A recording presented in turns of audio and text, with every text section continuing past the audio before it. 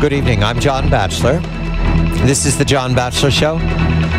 Larry Kudlow of Kudlow Reports at CNBC and Kudlow Radio across the nation joins me right now. The two stories, simultaneous parallel stories out of Washington. The Affordable Care Act, day one. We'll speak much of that tonight. Joe Rago of the Wall Street Journal will be here soon enough to identify not just the problems, the glitches, but the profound challenge of dealing with a program that is overwhelming and not welcomed by the American people, to watch the polling and the response of the first day.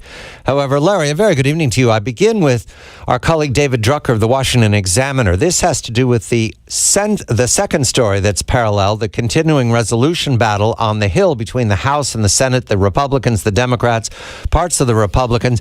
David, I've asked you to come on quickly tonight because you filed late at the Washington Examiner about the GOP House leadership, Eric Cantor, the majority leader, agreeing to move a funding for the District of Columbia at the request of Delegate Eleanor Holmes Norton, a prominent Democrat. What is the state of this right now, David? Have they moved it through the House and it will now go to the Senate? Good evening, David. Good evening, John, and not tonight. House Republicans told me that they expected all three of these bills, the D.C. funding bill, the Veterans bill, and the National Parks bill, to get widespread support among Republicans and Democrats. And all Republicans voted for them.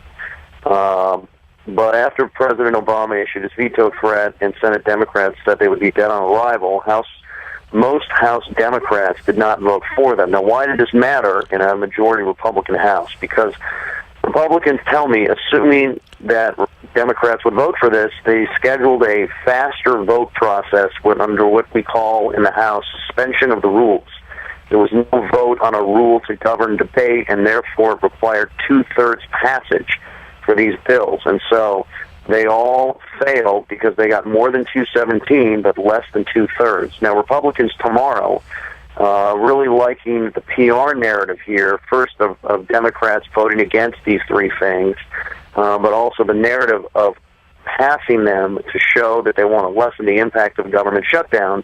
They will bring these bills back tomorrow under normal rules, which means they'll only need 217 votes to pass, and based on the fact that all Republicans voted for them today, all three of them, I would expect them to pass tomorrow, go over to the Senate, and unless the President and Senate Democrats change their tune, they will be ignored.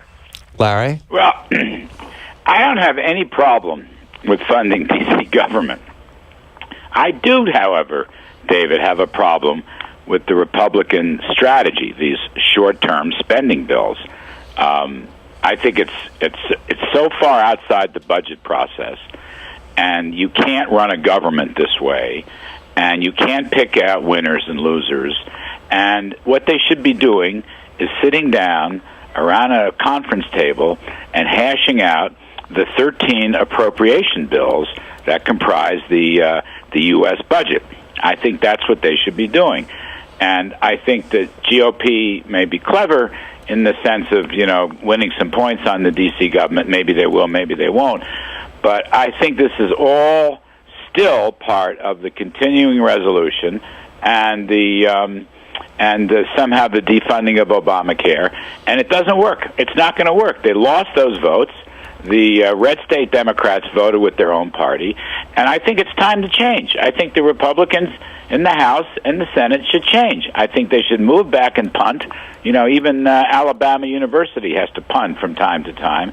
And they're not going to win this battle. They're not going to win this round. And I think they're going to look badly doing it. Larry, you may raise a lot of good points. I've said a lot of the same things for months and months. But right now, the imagination of the conservative base, and therefore of many, many House Republicans, not that many Senate Republicans, but many House Republicans, their imaginations have been captured by Obamacare and doing everything you can to the exclusion of everything else. Now, if you talk privately with House Republican leaders, with Budget Chairman Paul Ryan, I would suspect they would agree with you. The whole reason that Majority Leader Cantor came up with a particular plan a few weeks back to not end up in this situation is because this is not where the leadership, and in fact probably a majority of the majority, wanted to end up. But the party's base and a sizable chunk of the House Republican Conference, many elected almost 100 of them elected in 2010 and 2012 between them, are focused on Obamacare above all, the Affordable Care Act, to the exclusion of these major budget issues. But when I have conversations with individual House Republicans that have been here longer and Senate Republicans that understand the driver of the debt and the deficit and what it means for the economy, they tell me what you tell me. But it's just not where the party is at this moment in time. Party, look, they are not going to win this battle on these grounds. They are not. The shutdown is going to continue, and the Republicans are already being blamed. Funding the D.C. government is not going to change that blame. Here's my point. The thing they need to do is run through a clean CR, clean continuing resolution. And I'll tell you why. Very practical reason. Not only does the linkage to Obamacare fail every time in the Senate, all right, and the next 5 will fail, right? Joe Manchin, Democrat, didn't even vote for the delay of the individual mandate, which he said he was going to vote for.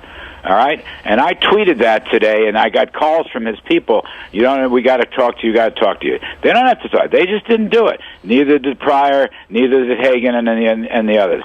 You're not going to get Obamacare out this way. I want to get rid of Obamacare. I think Obamacare is just awful. But this is not the way to do it. And even more, as Paul Ryan well knows, and I've talked to him about this.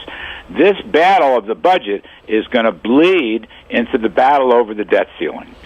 And when you get that is exactly correct. And what I think the leadership might be doing is letting the members that need to have this fight have it so that they can move them off of it without a major internal civil war. And if Boehner would have pulled the plug last night and just gone with a clean CR, you would have had a major split within the party. And right now there's a sizable chunk of the conservative base, Larry, that isn't interested in anything you just said. And I have them all on the TV show. I have them all on the radio show. I understand that. But this is a losing strategy.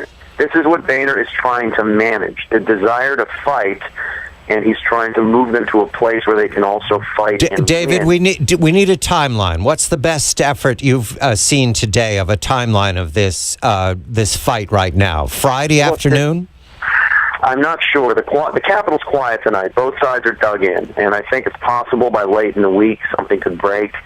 But right now, Democrats are convinced they're winning, and the data's behind them. But Republicans don't want to simply cave, and their membership is not ready to cave yet, if you will. That's what a clean CR means, and so they're going to have to fight this out at least for the week.